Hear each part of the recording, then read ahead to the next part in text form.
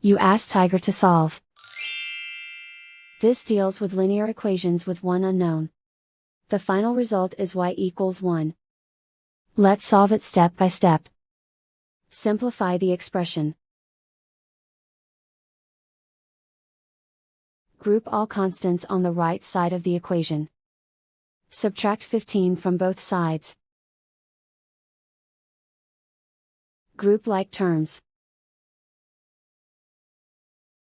Simplify the arithmetic.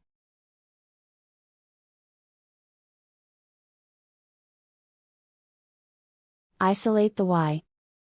Divide both sides by -4. Cancel out the negatives. Simplify the fraction. Cancel out the negatives. Simplify the fraction. And so the final result is y equals 1.